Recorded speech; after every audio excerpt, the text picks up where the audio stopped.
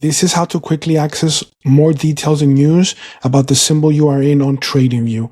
Now, right now we're in the chart of NVIDIA, and you scroll to the right panel and you see here, this is the watch list symbol, right? Yes, but not only. It says watch list, details, and news. You click on it and all I can see is watch lists. But there's another place here, kind of hidden. It says NVIDIA. Now, expand this place here. And this is where you get more details about the ticker you are in. So if I change to Microsoft, then this area changes as well.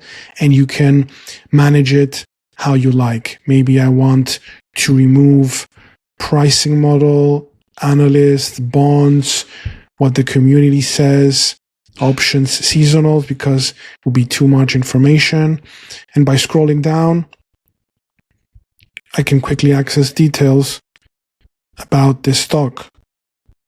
ISIN number, QSIP, performance, financial accounts, dividends. I can expand certain panels like key statistics. Maybe I want the bid ask.